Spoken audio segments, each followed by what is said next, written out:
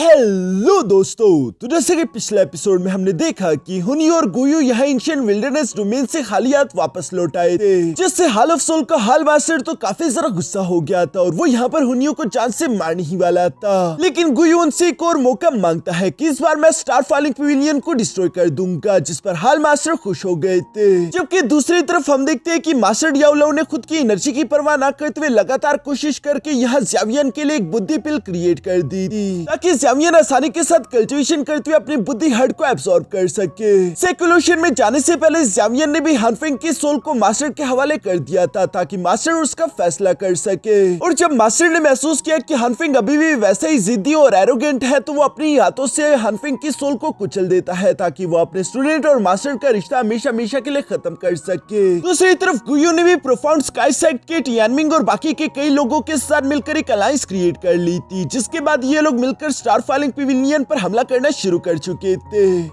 अब आगे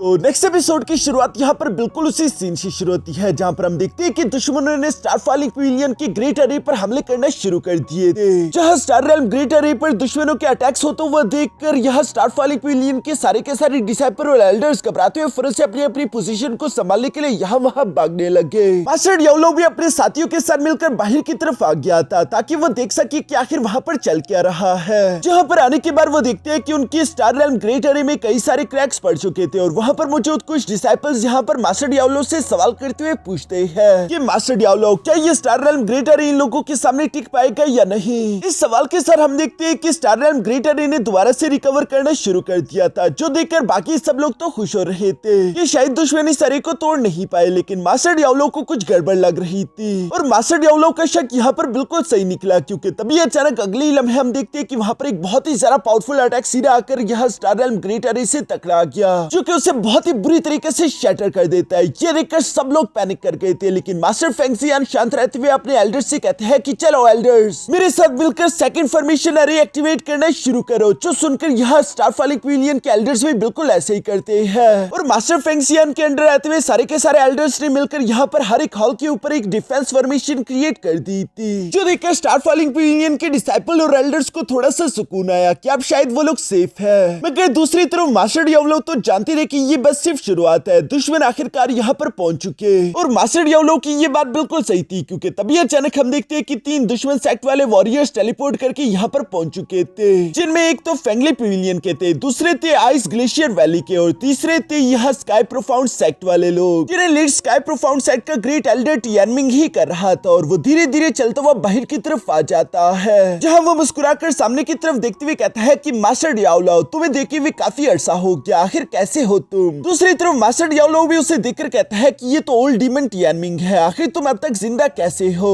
मुझे तो लगा था कि तुम अब तक मर चुके होंगे। ये सुनकर टियानमिंग जवाब देते हुए कहता है कि डियाब्लो, आखिर तुम ऐसा कैसे कह सकते हो, तुम खुद मरकर एक सोल बन चुके थे, और उसके बाद देखो तुमने खुद को रिवाइव कर लिया, आज के दिन तुम मेरे सामने खड़े हो, फिर आखिर मैं इतनी आसानी के साथ कैसे मर सकता हूँ, मेरे पास भी तो कुछ न कुछ ट्रिक्स मौजूद है। ये कहते हुए टियानमिंग ने जोर जोर से हंसना शुरू कर दिया था। दूसरी तरफ मास्टर फेंगशियान यहाँ पर दुश्मनों की तरफ देखते हुए कह रहा था कि इनमें से ज्यादातर तो डोजुन लेवल के कल्टीवेटर्स है, और मास्टर टियानमिंग तो खुद एक बानशेंग लेवल के हाई लेवल का कल्टीवेटर है। लगता है कि मिंगही अलायंस अपने फुल फोर्स के साथ हम पर हमला करने के लिए आई हुई है। दूसरी तरफ टियानमिंग भी गुस्सा होते हुए कह रहा था कि तुम्हारे स्टार फॉलिंग पवेलियन ने मेरे स्काई प्रोफाउंड सेक्ट के रास्ते में कई बार रुकावट बनने की कोशिश की है, तुम लोगों की वजह से मेरे कई सारे प्लान्स बर्बाद हुए हैं, इसलिए आज के दिन मैं खुद अपने हाथों से तुम लोगों को खत्म कर दूंगा, ताकि सेंट्रल प्लेन में सब लोगों को मालूम हो जाए कि किसी को भी टियानमिंग और उसके स्काई प्रोफाउंड सेक्ट के खिलाफ नहीं जाना चाहिए। यह जब टियानमिंग इस तरह की बातें कर रहा था, तो दूसरी तरफ मास्टर डियाब्लो उससे देखकर कहते हैं कि तुम्हारी मिंगही अलायंस के पास सिर्फ एक बानशेंग है, और सिर्फ एक हाई लेवल के बानशेंग के होते हुए तुम आखिर इतना कुछ कैसे सोच सकते हो। ये सुनकर मास्टर टियानमिंग जवाब देते हुए कहता है कि हाँ डियाब्लो, तुमने बिल्कुल सही कहा, सिर्फ मेरी मिंगही अलायंस के होते हुए तो मैं तुम्हारे स्टार फॉलिंग पवेलियन को डिस्ट्रॉय नहीं कर सकता, लेकिन क्या तुमने मुझे बेवकूफ समझा है? अगर मुझे पूरी गारंटी ना होती तो मैं यहाँ पर कभी आता ही नहीं। मैं जानता था कि हम तुम्हें डिस्ट्रॉय कर सकते हैं, और वो क्यों ये मैं भी तुम्हें बता दूंगा। चलो तुम दोनों भी बाहर की तरफ आ जाओ। यह मास्टर टियानमिंग की ये कहती है, अचानक ऊपर की तरफ एक बहुत बड़ा space time crack portal open हो जाता है, जिसके अंदर से हाल ऑफ सोल के 2 वॉरियर तेजी के साथ निकलते हुए बाहर की तरफ आने लगे, जिनकी एनर्जी को महसूस करके मास्टर डियाब्लो और उसके दोस्त भी समझ गए थे कि ये तो हाल ऑफ सोल के कमीने हैं, और उनकी बात बिल्कुल सही निकली। हमें देखने को मिलता है कि एक तो सेकंड टियानजिन गुयू था और दूसरा था थर्ड टियानसुन, जो कि एक बानशिंग लेवल का वॉरियर है। यह थर्ड टियानसुन के दोनों हाथ बंधे हुए थे, यानी कि उसे जबरदस्ती यहाँ पर लाया गया था। वो यहाँ पर गुयू से कह रहा था कि सेकंड टियानसुन, मैं सेकुलेशन में बैठा हुआ था और तुम मुझे जबरदस्ती खींचकर यहाँ पर लेकर आए, सिर्फ इस मामूली स्टार फॉलिंग पवेलियन को डिस्ट्रॉय करने के लिए। ये कहते हुए गुस्से के साथ अपने एक हाथ को छुड़वाते हुए कहता है कि ये तो मेरे सामने कीड़े मकोड़ों की तरह है, जिन्हें तो मैं सिर्फ अपने बाएं हाथ से कुचल दूंगा। जिस पर मास्टर गुयू जवाब देते हुए कहता है कि नहीं, हमें सिर्फ स्टार फॉलिंग पवेलियन को कुचलना ही नहीं है, बल्कि साथ ही साथ हमें ज़ावियन को भी यहाँ से अपने साथ हाल ऑफ सोल लेकर जाना होगा। ये कहते हुए मास्टर गुयू वहाँ चारों तरफ ज़ावियन को ढूंढने लगा, लेकिन ज़ावियन तो उसे कहीं पर भी दिखाई नहीं दे रहा था। दूसरी तरफ मास्टर डियाब्लो तो गुयू को देखते हुए गुस्सा होकर कहते हैं कि इसका मतलब कि बुढ़ाओ गुयू, ये सारा के सारा तुम्हारा ही प्लान था, तुमने ही ये षड्यंत्र रचा होगा, मुझे मालूम है। ये सुनकर दूसरी तरफ गुयू मास्टर डियाब्लो को जवाब देते हुए कहता है कि हमारी पुरानी दोस्ती के खातिर मैं तुम्हें आखिरी मौका देता हूँ, ज़ावियन को हमारे हवाले कर दो, उसके बाद मैं तुम्हारी लाश के ज़रा टुकड़े नहीं करूंगा। जो सुनकर तो मास्टर डियाब्लो भी गुस्से में आते हुए कहता है कि अगर तुम्हें फाइट ही चाहिए तो ठीक है, हम तुम्हें फाइट देंगे। ये कहते ही मास्टर डियाब्लो ने अपनी पावर एक्टिवेट कर ली थी, जो देखकर मास्टर डियाब्लो के दोस्त भी बिल्कुल ऐसे ही करते हैं। जबकि टियानमिंग तो ये देखकर मास्टर डियाब्लो पर हंसते हुए कह रहा था कि तुम लोग खुद की पावर को कुछ ज्यादा ही ओवर एस्टिमेट कर रही हो, क्योंकि स्टार फॉलिंग पवेलियन की किस्मत में ही आज के दिन खून में नहाना है और उसे कोई नहीं बदल सकता। ये कहते ही टियानमिंग ने भी फौरन से अपने सोल्जर्स को ऑर्डर दे दिया था कि हमला करना शुरू करो। जो सुनकर मिंगी अलायंस के जितने भी सोल्जर्स थे वो फौरन से अपने फॉर्मेशंस को एक्टिवेट करके यह स्टार फॉलिंग पवेलियन पर अटैक करने की कोशिश करते हैं, जबकि स्टार फॉलिंग पवेलियन के डिफेंस फॉर्मेशन उनके अटैक्स को ब्लॉक कर रहे थे। दूसरी तरफ मास्टर डियाब्लो ने भी अपने साथियों को समझा दिया था कि हमें इनसे फाइट करने की कोई जरूरत नहीं, बस अंदर रुककर दुश्मनों के थकने का इंतजार करो ताकि वो थोड़े से एग्जॉस्ट हो जाए, उसके बाद ही हम उन पर हमला करेंगे। जबकि साथ ही साथ मास्टर डियाब्लो अपने मन में कह रहे थे कि फेंगजियान, तुम्हें थोड़ी और देर तक इन डिफेंस फॉर्मेशन को बनाकर रखना होगा। यहाँ पर हम देखते हैं कि डिफेंस फॉर्मेशन से लगातार आकर कई सारे अटैक्स टकरा रहे थे, लेकिन डिफेंस फॉर्मेशन पर खरोच तक नहीं आ रही थी। जो देखकर तो मास्टर टियानमिंग भी स्टार फॉलिंग पवेलियन की इस डिफेंस फॉर्मेशन से इंप्रेस हो गया। वो समझ चुका था कि ये डिफेंस फॉर्मेशन तो काफी ज्यादा पावरफुल है, हम इसे इस तरीके से नहीं तोड़ सकते, इसलिए वो यहाँ पर मौजूद सेकंड टियानसुन और थर्ड टियानसुन से कहता है कि तुम दोनों भी मेरे साथ आओ, हम मिलकर पहले इस डिफेंस फॉर्मेशन की कोर को डिस्ट्रॉय करेंगे, जो कि मास्टर फेंगजियान था, उसके बाद ये फॉर्मेशन खुद ब खुद टूट जाएगी। मास्टर टियानमिंग की ये बात सुनती सेकंड टियानसुन और थर्ड टियानसुन भी फौरन उसके साथ रवाना हो गए और ये तीनों तेजी के साथ मास्टर फेंगजियान की तरफ बढ़ते जा रहे थे। जो देखकर मास्टर डियाब्लो तो परेशान हो गए, वो फौरन अपने दोस्तों से कहते हैं कि चलो हमें इन तीनों को रोकना होगा। जो सुनकर क्वीन मेडुसा, पॉइजन गर्ल और मिस किनलिन तीनों ही यहाँ मास्टर डियाब्लो के साथ रवाना हो गई। मास्टर टियानमिंग ने देख लिया था कि नीचे से दुश्मन आ रही है, इसलिए वो गुयू से कहता है कि चलो गुयू, हम दोनों मिलकर पहले उनसे निपटते हैं। जबकि दूसरी तरफ गुयू ने थर्ड टियानसुन से कह दिया था कि जब तक हम इनसे निपट रहे हैं तब तक तुम जाकर उस डिफेंस फॉर्मेशन के कोर को डिस्ट्रॉय कर दो। जो सुनकर थर्ड टियानसुन बिल्कुल ऐसे ही करते हुए सीधा सामने की तरफ बढ़ता रहा और वो यहाँ मेन फॉर्मेशन की तरफ बढ़ते हुए खुश होकर कह रहा था कि आज के दिन मैं देखना चाहता हूँ कि स्टार फॉलिंग पवेलियन आखिर मेरे कितने अटैक्स को झेल पाता है। ये कहती वो फौरन से अपनी शैटरिंग क्लॉ टेक्निक का इस्तेमाल करते हुए मास्टर फेंगजियान के उस डिफेंस फॉर्मेशन पर हमला कर चुका, जिसकी वजह से सारे के सारे एल्डर्स तो नीचे की तरफ गिर गए, सिर्फ मास्टर फेंगजियान ही हिम्मत करके अकेले खड़े थे। दूसरी तरफ मास्टर डियाब्लो तो ये देख लेते हैं, इसलिए वो क्वीन मेडुसा, पॉइजन गर्ल और मिस किनलिन से कहते हैं कि इन दोनों को मुझ पर छोड़ दो, तब तक तुम जाकर थर्ड टियानसुन को संभालो। मास्टर डियाब्लो की ये बात सुनकर ये तीनों ब्यूटीज फौरन यहाँ से रवाना हो गई, जबकि मास्टर डियाब्लो अकेले ही 2 पांचिंग लेवल के वॉरियर्स के साथ टकराने वाले थे, जो कि थोड़ा सा डेंजरस होगा, क्योंकि मास्टर डियाब्लो ने जब पिछली बार बुद्धि पिल रिफाइन की थी तो वो पूरी तरीके से एग्जॉस्ट हो चुके थे, लेकिन अभी तक वो फुल रिकवरी पर नहीं आए। लेकिन फिर भी मास्टर डियाब्लो इस बात की परवाह नहीं करते और वो इन दोनों दुश्मनों को घेरने के लिए फौरन से अपने सोल डोमेन को एक्टिवेट कर लेते हैं, जिसके अंदर फंसते हुए गुयू और टियानमिंग हैरान होते हुए कह रहे थे कि याओ तुम कुछ ज्यादा ही एरोगेंट हो रहे हो, तुम अच्छे से जानते हो कि एक सोल डोमेन कितनी ज्यादा तेजी के साथ एनर्जी ड्रेन करता है, तुम ज्यादा देर तक इस डोमेन को मेंटेन करके नहीं रख पाओगे, हमें बस सिर्फ तुम्हें ज्यादा से ज्यादा देर तक डिले करना है, उसके बाद हम लोग आसानी के साथ जीत जाएंगे। मास्टर डियाब्लो यहाँ पर उन दोनों की ये बातें सुन रहा था और वो अचानक से मुस्कुराकर कहता है कि चलो ठीक है, फिर इस खेल को शुरू करते हैं। और ये कहते हैं मास्टर डियाब्लो ने फौरन से अपनी डोमेन के अंदर वहां चारों तरफ कई सारे मिरर्स समन कर लिए थे, जिनमें मास्टर टियानमिंग और गुयू दोनों एक दूसरे से अलग हो गए थे। यहाँ पर टियानमिंग मास्टर याओलो की तरफ देखते हुए कहता है कि चलो याओलो, माना कि तुम्हारी सोल पावर हमसे ज्यादा तगड़ी है, लेकिन इसका मतलब ये नहीं कि तुम अकेले ही 2 बानशियांग लेवल के कल्टीवेटर्स के सामने टिक जाओ। और ये कहती टियानमिंग तीसी के साथ मास्टर याओलो पर हमला करने के लिए बढ़ जाता है, मगर हमें देखने को मिलता है कि जिसे वो मास्टर याओलो समझ रहा था वो तो बस सिर्फ एक मामूली सा मिरर था, जबकि मास्टर याओलो तो पीछे की तरफ से निकलते हुए कहते हैं कि कौन जिंदा रहेगा और कौन मरेगा इसका फैसला जल्दी हो जाएगा, तुम फिक्र मत करो। ये कहते ही मास्टर डियाब्लो उस पर हमला करने वाले थे, लेकिन टियानमिंग ने मास्टर डियाब्लो के अटैक को डॉज करके तीसी से वहां से भागने का फैसला किया, जो देखकर तो मास्टर डियाब्लो मुस्कुरा रहे थे क्योंकि ये सोल डोमेन मास्टर डियाब्लो की है और यहाँ पर आखिर वो बचकर जाएगा कहाँ। हम देखते हैं कि मास्टर डियाब्लो एक मिरर में जाकर समा जाते हैं, जिसके बाद वो फौरन टियानमिंग के सामने वाले मिरर से अचानक बाहर की तरफ निकल आए और वो टियानमिंग से कह रहे थे कि आखिर तुम भागकर कहाँ जाओगे। यह इससे पहले कि मास्टर डियाब्लो टियानमिंग पर हमला कर पाता तभी अचानक बीच में गुयू कूद पड़ता है, जहाँ पर वो अपनी सोल चेंज का इस्तेमाल करते हुए 10,000 हेवनली सोल लॉक टेक्निक का इस्तेमाल कर रहा था ताकि वो मास्टर डियाब्लो की सोल को अपनी चेन्स के अंदर जकड़ सके, मगर हमें देखने को मिलता है कि मास्टर डियाब्लो ने तो उसी की सोल चेन को पकड़ लिया था, जो देखकर तो गुयू पूरी तरीके से शॉक हो जाता है क्योंकि उसे अपनी आंखों पर यकीन नहीं आ रहा था। उसे समझ ही नहीं आ रहा था कि कौन सा मास्टर डियाब्लो असली है और कौन सी मिरर्स है, जबकि दूसरी तरफ मास्टर डियाब्लो तो यहाँ पर गुयू के सोल चेन्स का इस्तेमाल करते उसे अपनी तरफ खींचकर उसे एक जोरदार पाम अटैक से हिट कर देते हैं, जिसके कारण मास्टर गुयू तो बुरी तरीके से इंजर्ड हो चुके थे। मास्टर गुयू और टियानमिंग दोनों ही यहाँ पर मास्टर डियाब्लो की सोल डोमेन के अंदर रहते हुए काफी सारा घबराए हुए सहमे हुए एक दूसरे के कंधे से कंधा मिलाकर खड़े हो जाते हैं, क्योंकि अकेले अकेले तो मास्टर डियाब्लो को ये दोनों कुछ नहीं बिगाड़ सकते। इसके बाद सीन शिफ्ट होकर दूसरी तरफ बाहर मौजूद थर्ड टियानसुन पर आ जाता है, जो कि ज़ामियन की 3 जानेमंस की तरफ देखते हुए कह रहा था कि तुम तीनों लड़कियां बेशक खूबसूरत तो हो, लेकिन तुम तीनों मिलकर भी मेरे सिर्फ बाएं हाथ का मुकाबला भी नहीं कर सकती। अगर अभी भी तुम्हारे पास कोई टेक्निक्स बची है तो दिखा दो, इससे पहले कि मैं तुम्हें जान से मार डालूं। हम देखते हैं कि क्वीन मेडुसा की हालत काफी ज्यादा खराब दिखाई दे रही थी और वो थर्ड टियानसुन की बात सुनकर गुस्से में तीसी से आसमानों की ऊंचाइयों की तरफ बढ़ जाती है, जहां वो अपने 7 colour heavenly swelling Python form में कन्वर्ट हो रही थी। और हम देखते हैं कि एक थंडर तीसी के साथ थर्ड टियानसुन की तरफ आने लगा, लेकिन वो अपने बाएं हाथ का इस्तेमाल करते उस अटैक को ब्लॉक कर देता है, जिसके बाद उसे क्वीन मेडुसा उसके असली फॉर्म में देखने को मिली और वो काफी ज्यादा खतरनाक दिखाई दे रही थी। यहाँ पर 7 कलर स्वेलिंग पाइथन को देखकर तो थर्ड टियानसुन भी थोड़ा सा इंप्रेस हो गया। दूसरी तरफ हम देखते हैं कि पॉइजन गर्ल ने भी अपनी डिजास्टर पॉइजन बॉडी की पावर को एक्टिवेट कर लिया था, जिसे देखकर तो थर्ड टियानसुन हैरान होते हुए कहता है कि क्या तुम्हारे पास डिजास्टर पॉइजन बॉडी है, ये तो कमाल की बात है। तीसरी तरफ हम देखते हैं कि मिस किनलिन ने भी अपने एंशिएंट हेवनली स्नेक को एक्टिवेट कर लिया था, जिसे देखते हुए थर्ड टियानसुन तो और भी ज्यादा इंप्रेस हो जाता है। इसके बाद हम देखते हैं कि यहाँ इन तीनों ने मिलकर बारी बारी करके थर्ड टियानसुन पर अटैक्स करना शुरू कर दिए थे, लेकिन थर्ड टियानसुन वाकई में काफी ज्यादा पावरफुल था, इसलिए ये तीनों समझ जाती है कि हमें मिलकर ही हमले करने होंगे। जहां पर हम देखते हैं कि सबसे पहले मिस किनलिन ने अपने एंशिएंट हेवनली स्नेक का इस्तेमाल करते हुए थर्ड टियानसुन को जकड़ लिया,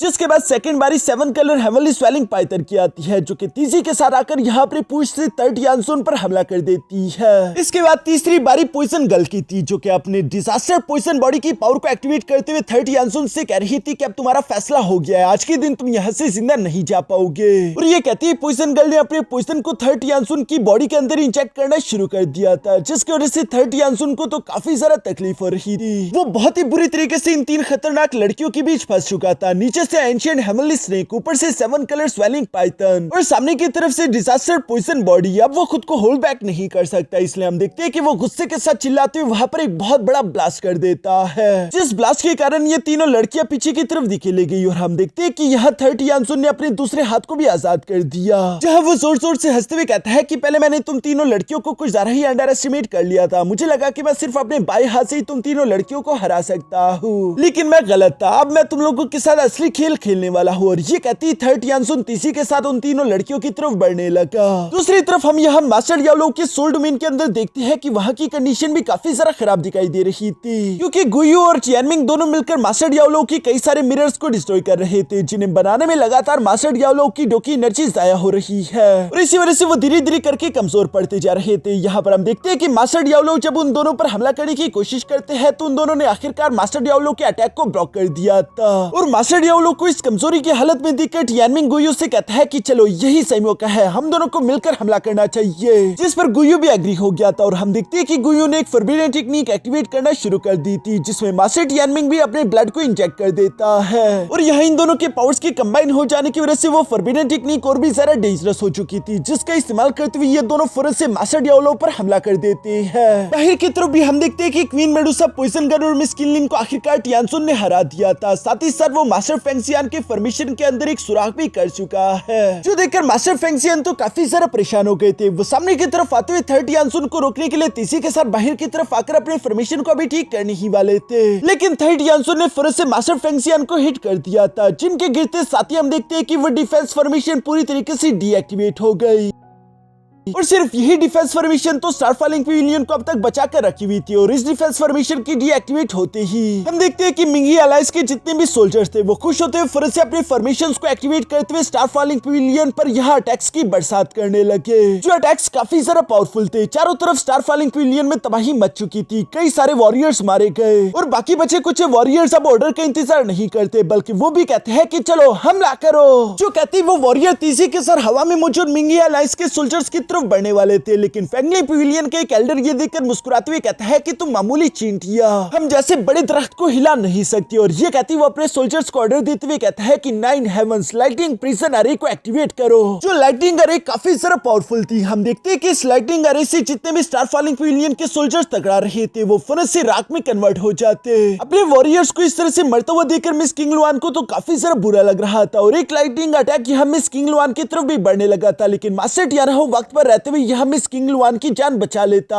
है। सिचुएशन इस वक्त बहुत ही ज्यादा खराब हो चुकी थी, क्योंकि हम देखते हैं कि मास्टर डियाब्लो भी दुश्मनों के हाथों हारा गया था। उनकी सोल डोमेन डिस्ट्रॉय हो गई और वो तेजी के साथ बाहर की तरफ आ गिरे, जहां वो बहुत ही ज्यादा बुरी हालत में मौजूद थे। मास्टर फेंगशियान भी अपने भाई जैसे दोस्त को हारते हुए देखकर काफी ज्यादा बुरा महसूस कर रहे थे, लेकिन उनकी खुद की हालत भी खराब थी। मास्टर टियानहो भी किंगलुआन को बचाते बचाते थोड़े बहुत इंजर्ड हो चुके थे। अब वो भी इस वक्त कुछ नहीं कर पा रहे। इस वक्त स्टारफॉलिंग पवेलियन के जितने भी पावरफुल वॉरियर्स थे वो सारे के सारे बुरी तरीके से इंजर्ड है और कोई भी अपनी जगह से मूव नहीं कर पा रहा, जो सब देखते हुए टियानमिंग को तो काफी ज्यादा खुशी हो रही थी। वो चिल्लाकर याओलो से कहने लगा कि मैंने कहा था ना याओलो, ये आज का वही दिन है जिस दिन तुम मारे जाओगे। ये कहते टियानमिंग ने अपने सोल्जर्स को ऑर्डर दिया कि याओलो को जान से मार डालो, जो सुनकर फेंगली पवेलियन के सोल्जर इकट्ठा होते हुए एक बहुत ही ज्यादा पावरफुल थंडर अरे क्रिएट करके फौरन से मास्टर याओलो पर हमला कर देते हैं। और चूंकि मास्टर याओलो पहले ही अपनी जगह से मूव नहीं कर पा रही, ये देखकर मास्टर याओलो के दोस्तों काफी ज्यादा परेशान हो गए थे, क्योंकि ऐसा लग रहा था कि मास्टर डियाब्लो जान से मारे जाएंगे। मास्टर डियाब्लो भी बेबसी में एग्जॉस्ट होकर बस सिर्फ उस अटैक को अपनी तरफ बढ़ता हुआ देख रहे थे, मगर तभी अचानक हम देखते हैं कि स्टारफॉलिंग पवेलियन के कुछ एल्डर्स तेजी के साथ खड़े होते हुए मास्टर डियाब्लो के सामने आ गए, जहां पर वो अपनी पावर्स का इस्तेमाल करते हुए उस अटैक को ब्लॉक करने की कोशिश करते हैं, ये जानते हुए भी कि वो भी इतने पावरफुल नहीं कि वो इस अटैक को बर्दाश्त कर सके। लेकिन ये सब लोग खुद की जान से भी ज्यादा मास्टर डियाब्लो की परवाह करते थे और ये कभी भी मास्टर डियाब्लो को कुछ होता हुआ नहीं देख सकते। ये सब अपनी पूरी जान लगाकर उस अटैक को ब्लॉक करने की कोशिश कर रहे थे, जो सीन काफी ज्यादा इमोशनल था। मगर दूसरी तरफ टियानमिंग ये देखकर हंसते हुए कहता है कि तुम मामूली चींटियां इस बड़े से पहाड़ को नहीं रोक सकती, तुम लोग अगर कोशिश करोगे भी तो तुम सब मारे जाओगे। और हम देखते हैं कि बिल्कुल ऐसा ही हुआ। उस थंडर अटैक की वजह से स्टारफॉलिंग पवेलियन की ये सारे के सारे एल्डर पूरी तरीके से जलकर राख में कन्वर्ट हो जाते हैं। अपने साथियों को इस तरह से राख में बदलता हुआ देखकर मास्टर डियाब्लो तो बुरी तरीके से इमोशनल हो गए थे, जबकि टियानमिंग जोर जोर से इवल्स की तरह हंस रहा था। और वो हंसते हुए कहता है कि देख लिया ना कि मिंगी अलायंस के सामने खड़े होने का क्या अंजाम होता है। मगर अभी वो ये सब कह ही रहा था कि तभी अचानक एक पहाड़ी के ऊपर से काफी ज्यादा खतरनाक आग समन हो गई थी, जिसे देखकर तो सब लोगों का ध्यान उसी तरफ खींचा चला गया। और उस आग के अंदर से ज़ावियन की आवाज आ रही थी, जो कि कह रहा था कि यहाँ पर जो भी स्टारफॉलिंग पवेलियन का मेंबर नहीं है वो सब मरने के लिए तैयार हो जाए, उनमें से कोई भी जिंदा नहीं बचेगा। किसी को भी समझ नहीं आ रहा था कि आखिर ये सब चल क्या रहा है। सिर्फ मास्टर गुयू ही समझ गया था कि ये आवाज तो ज़ावियन की है, जिसके साथ ही हम देखते हैं कि सबसे पहले तो ज़ावियन ने आसपास की स्पेस को सील कर दिया था ताकि कोई भी यहाँ से टेलीपोर्ट करके भाग ना सके। इसके बाद वो अपनी टेरिफाइंग फ्लेम का इस्तेमाल करते हुए एक बहुत ही ज्यादा खतरनाक spiral flame tornado technique create करके फौरन से यहाँ मिंगी अलायंस के सोल्जर्स पर हमला कर देता है। जो अटैक इतना ज्यादा टेरिफाइंग और फास्ट था कि उससे सिर्फ यहाँ पर मास्टर टियानमिंग, थर्ड टियानसुन और सेकंड टियानसुन ही बच पाए। बाकी मिंगी अलायंस के जितने भी वॉरियर्स थे वो पूरी तरीके से जलकर राख में बदल गए, उनकी एक निशानी तक नहीं बची।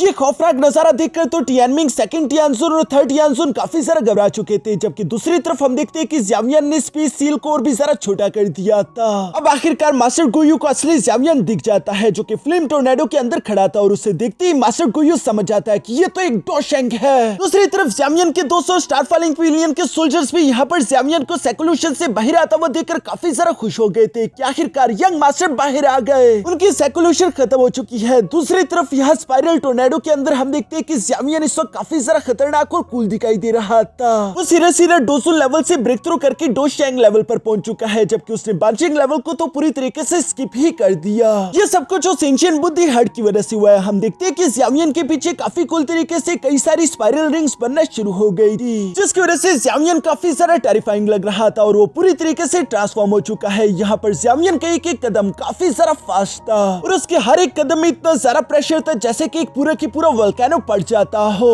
ये सीन वाकई में दिखने में काफी सारा कमाल का था। ज़ावियन आखिरकार अपने एम्परर ज़ावियन वाले फॉर्म में आ चुका है, वही फॉर्म जो कि हम लोगों को द ग्रेट रूलर एनिमे में भी दिखाया गया है। दोस्तों, अगर आप लोगों को द ग्रेट रूलर एनिमे में अभी इंटरेस्ट आ रहा है तो मैं उसे आप लोगों के लिए दोबारा एक्सप्लेन करना शुरू कर सकता हूँ, लेकिन अगर आप चाहते हो कि मैं आप लोगों के लिए वो एनिमे एक्सप्लेन करूँ तो मुझे बहुत सारे लाइक्स और कमेंट्स चाहिए, ताकि मैं देख सकूं कि कितने लोग उस एनिमे में इंटरेस्टेड है। तो चलो फिर इस जबरदस्ती सीन के साथ हमारे आज के एपिसोड को खत्म करते हैं।